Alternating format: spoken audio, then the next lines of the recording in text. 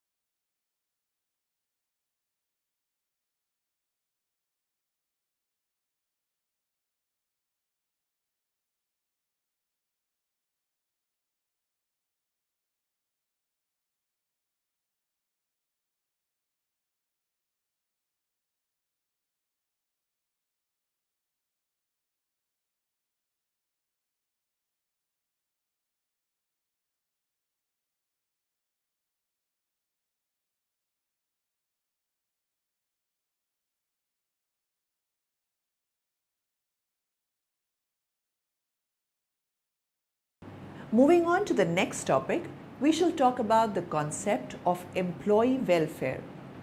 The concept of labor welfare is flexible and elastic and differs widely with time, region, industry, social values and customs, degree of industrialization, the general socio-economic development of the people, and the political ideologies prevailing at a particular time.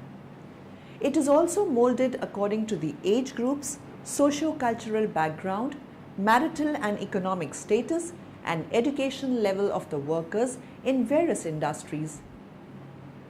In its broad connotation, the term welfare refers to a state of living of an individual or group in a desirable relationship with total environment, ecological, economic, and social.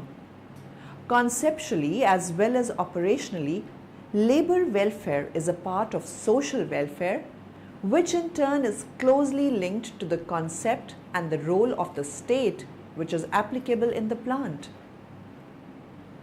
The concept of social welfare in its narrow contours has been equated with economic welfare.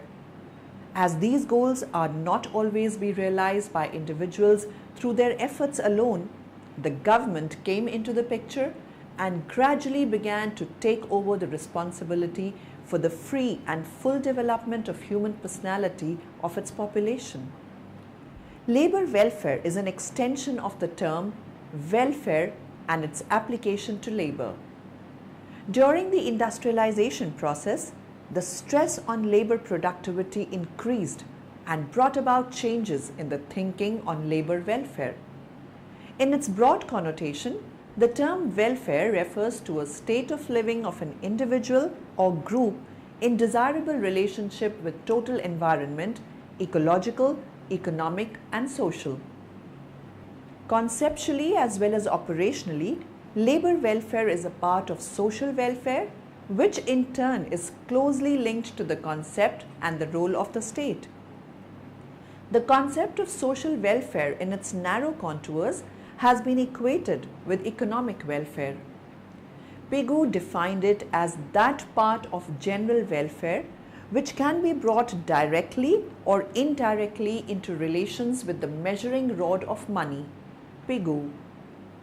According to Wilinski and L.A. Bukes, social welfare alludes to those formally organized and socially sponsored institutions, agencies, and programs which function to maintain or improve the economic conditions, health, or interpersonal competence of some parts or all of a population. Wilinski and L.A. Bukes. As these goals may not always be realized by individuals through their efforts alone, the government came into the picture and gradually began to take over the responsibility for the free and full development of human personality of its population. An early study under the UN observed as follows: in our opinion, most underdeveloped countries are in the situation that investment in people is likely to prove as productive in the purely material sense as any investment in material resources, and in many cases, investment in people would lead to a greater increase of the flow of goods and services than would follow upon any comparable investment in material capital. The theory that welfare expenditure, especially expenditure on health and education, is productive investment has led to the view that workers could work more productively if they were given fair deal both at the workplace and in the community. The concept of labor welfare has received inspiration from the concepts of democracy and welfare state. Democracy does not simply denote a form of government.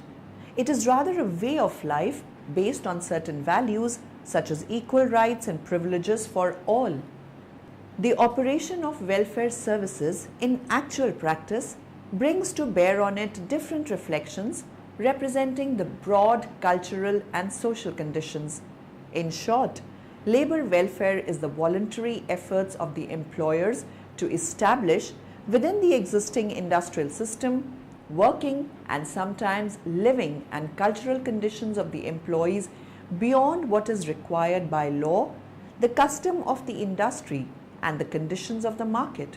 The constituents of labor welfare included working hours, working conditions, safety, industrial health insurance, workmen's compensation, provident funds, gratuity, pensions, protection against indebtedness, industrial housing, restrooms, canteens, creches, wash places, toilet facilities, lunches, cinemas, theatres, music, reading rooms, holiday rooms, workers' education, cooperative stores, excursions, playgrounds, and scholarships and other help for education of employees' children. Employee welfare is in the interest of the employee, the employer, and the society as a whole. The objectives of employee welfare are: it helps to improve. It improves the loyalty and morale of the employees. It reduces labor turnover and absenteeism. Welfare measures help to improve the goodwill and public image of the enterprise. It helps to improve industrial relations and industrial peace. It helps to improve employee productivity.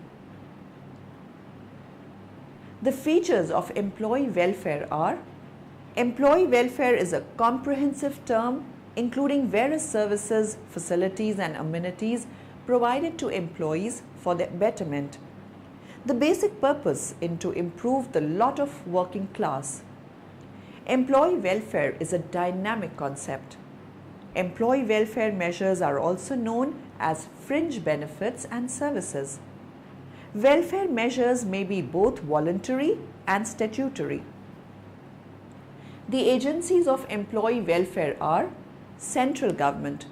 The central government has made elaborate provision on the health, safety, and welfare of workers under the Factories Act 1948 and Mines Act 1952.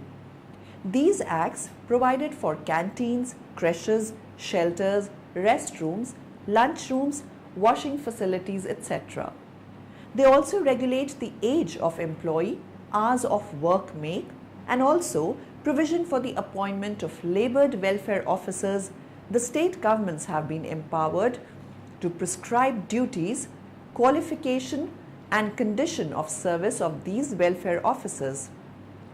Statutory welfare funds have been set up in important industries and mines to provide games, housing, hospitalization, educational, maternity, child care, and recreational facilities.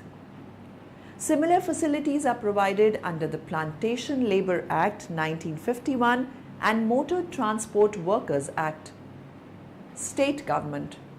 Government in different states and union territories provide welfare facilities to workers. Many of them run health and family planning centers, centers for education, vocational guidance, recreation and training of workers, and other welfare centers. The importance of such centers cannot be over. Employers. Employers in India in general looked upon welfare work as fruitless and barren, though some of them indeed had done pioneering work. Trade unions. In India, trade unions have done little for the welfare of workers, but few sound and strong unions have been the pioneering in this respect. Example, the Ahmedabad Textiles Labour Association and the Mazdoor Sabha, Kanpur. Other agencies. Some philanthropic, charitable social service organizations like Seva Sadan Society, YMCA, etc. The types of welfare services are: intramural. These are provided within the organization like canteen, restrooms, creches, uniform, etc. Extramural. These are provided outside the organization like housing, education, child welfare, leave travel facilities, interest-free loans, workers' cooperative stores, vocational guidance, etc. The preamble to our Indian Constitution promises justice, social, economic, and political. It also stresses equality of status and of opportunity. Article 23 of the Constitution prohibits traffic in human beings and forced labor. Article 24 prohibits employment of children in factories. The Article 38 and 39, spelled under directive principles of state policy, are now enforceable as per the dictums laid by our Supreme Court. Constitution of India, Article 38. State to secure a social order for the promotion of welfare of the people. The state shall strive to promote the welfare of the people by securing and protecting as effectively as it may a social order in which justice, social, economic and political, shall inform all the institutions of the national life. The state shall in particular strive to minimize the inequalities in income and endeavor to eliminate inequalities in status, facilities and opportunities, not only amongst individuals but also amongst groups of people residing in different areas or engaged in different vocations. Constitution of India, Article 39. Certain principles of policy to be followed by the state. The state shall, in particular, direct its policy towards securing that the citizens, men and women equally, have the right to an adequate means to livelihood. That the ownership and control of the material resources of the community are so distributed as best to subserve the common good. That the operation of the economic system does not result in the concentration of wealth and means of production to the common detriment. That there is equal pay for equal work for both men and women. That the health and strength of workers, men and women, and the tender age of children are not abused, and that citizens are not forced by economic necessity to enter a vocations unsuited to their age or strength. Those children are given opportunities and facilities to develop in a healthy manner and in conditions of freedom and dignity, and that childhood and youth are protected against exploitation and against moral and material abandonment. Many non-statutory welfare schemes may include the following schemes: personal health care, regular medical checkups. Some of the companies provide the facility for extensive health checkup. Flexi time. The main objective of the flexi time policy is to provide opportunity to employees to work with flexible working schedules. Flexible work schedules are initiated by employees and approved by management to meet business commitments while supporting employees' personal life needs. Employee assistance programs.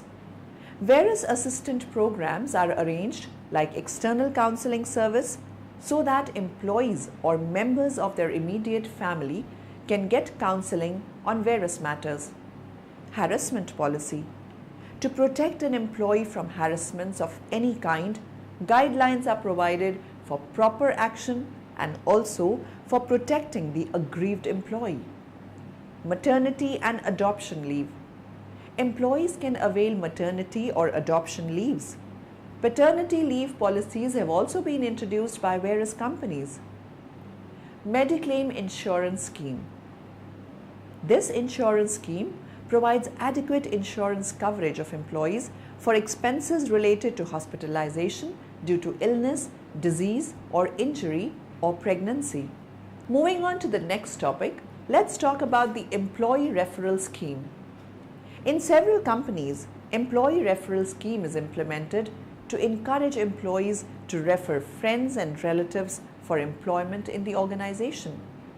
Some of the important statutory welfare measures given by the government are as follows: the Factories Act of 1948, the Employees State Insurance Act 1948, the Payment of Wages Act 1936, the Workmen's Compensation Act 1923, the Employees Provident Funds and Miscellaneous Provisions Act 1952, the Payment of Gratuity Act 1962, the Maternity Benefit Act 1961, Factories Act of 1948.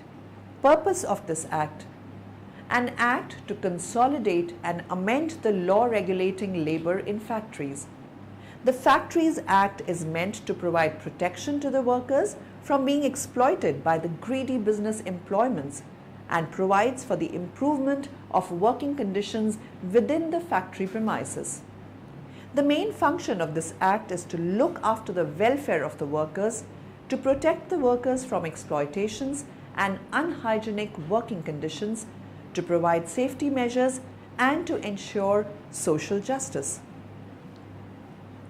Sections 11 to 20 of the Factories Act deal about health. Health, Section 11. Cleanliness, Section 12. Disposal of waste and effluents. Section 13. Providing proper ventilation and maintaining proper temperature. Section 14.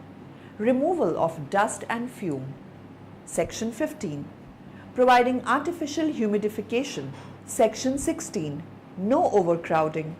Section 17. Proper lighting. Section 18. Providing pure drinking water. Section 19. Providing latrines and urinals. Section 20. Providing spittoon. Drinking water. At all the working places, safe, hygienic drinking water should be provided.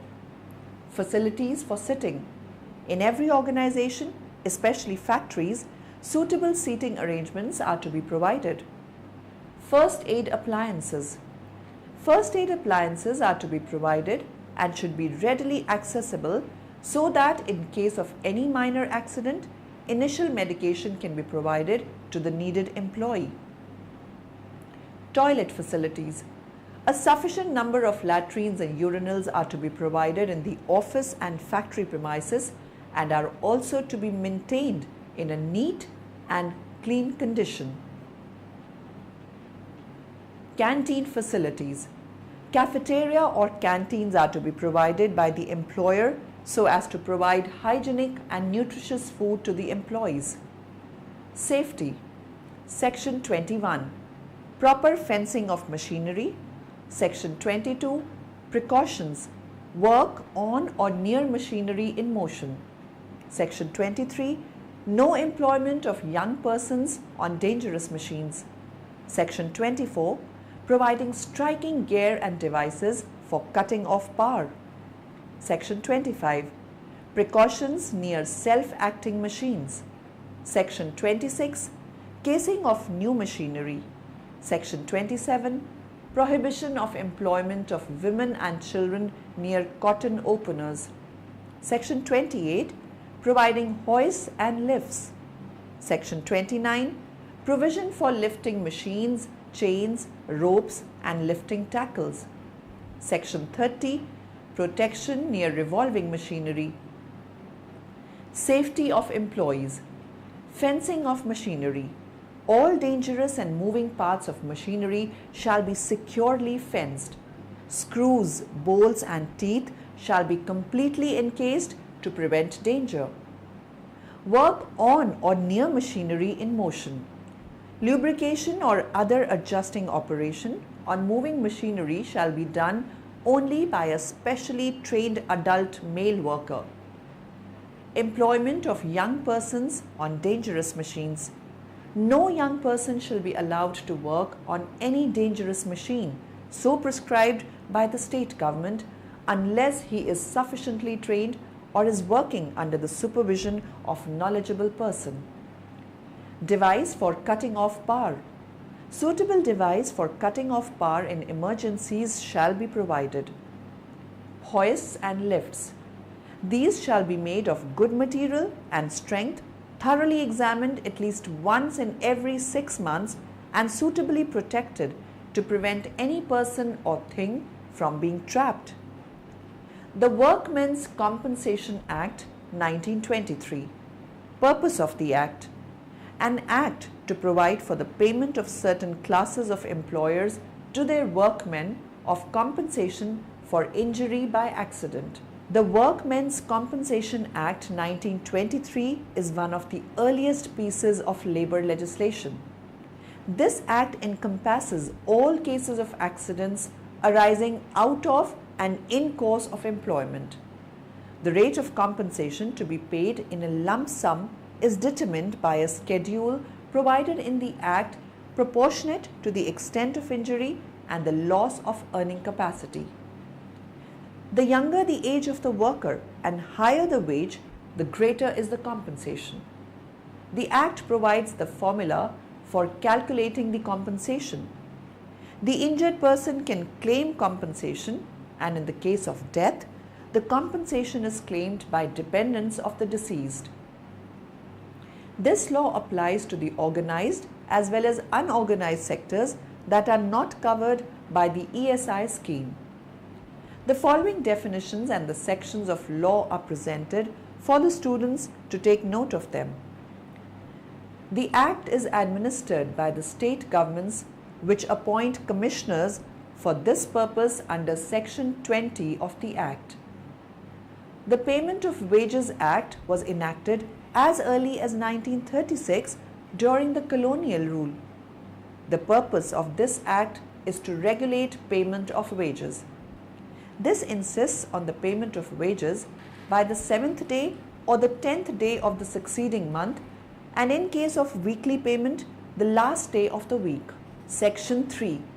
Responsibility for payment of wages.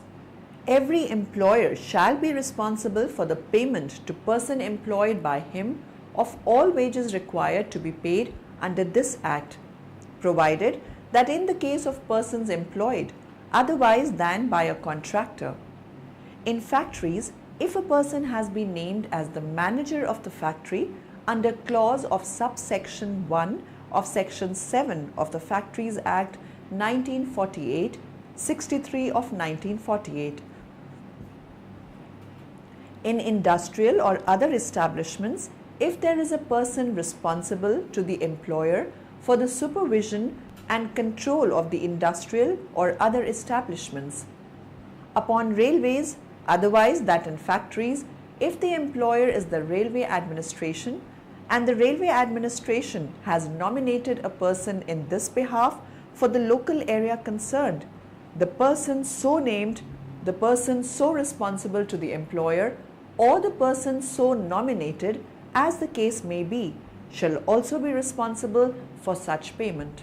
The purpose of this Act, an Act to provide for the institution of provident funds, pension funds and deposit-linked fund for employees in factories and other establishments. Contributions of 10% of the wages are paid by the employer and another 10% by the employees. This amount is deposited with the government, which pays an interest. This Act also now has provisions for pension scheme. Administration. The employees' provident funds, pensions and insurance schemes framed under the Act are administered by a tripartite Central Board of Trustee consisting of representatives of employers and employees and persons nominated by the central and state governments. Benefits. The Act has made schemes for 3 types of benefits: Provident Fund, Family Pension and Deposit-Linked Insurance. Family pension is payable to the widow or widower up to the date of death or remarriage, whichever is earlier.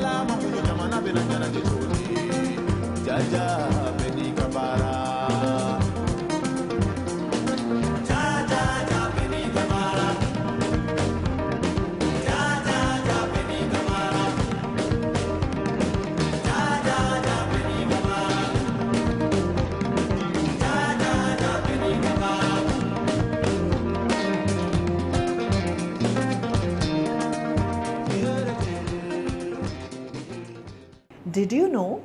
In the Roman Empire, social welfare to help the poor was enlarged by the Emperor Trajan.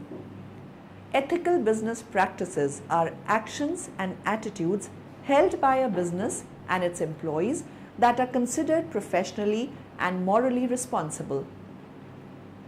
These types of practices typically seek to promote the goals of the company without sacrificing the common good of its employees, customers, and even competitors. This often includes programs to ensure fair hiring and promotion within a company, treating customers fairly, and being honest in regard to programs to increase sales. Ethical business practices are often initiated as a top-down program, with corporate officers and the heads of the company acting as role models of behavior for other employees. For many companies, ethical business practices do not have to obstruct the pursuit of profits and professional growth. There is often a fallacious assumption that a business should do anything to make money and get ahead, yet many companies have been successful while still acting in a way that is ethical and serves the common good as well as the corporate good. These sorts of ethical business practices can begin. Now, in the end, let us summarize what we have learned in this lecture. Employee welfare measures are one of the key inputs to bring about the desired level of employee satisfaction, motivation, and productivity in the organization. The central government has made elaborate provisions for the health, safety, and welfare under Factories Act 1948 and Mines Act 1952. An act to provide for the payment of certain classes of employers to their workmen of compensation for injury by accident. Social security is one of the principal components of employee welfare schemes. It is indeed an economic protection provided to the employees and their dependents by the government through a series of programs. The Payment of Wages Act was enacted as early as 1936 during the colonial rule.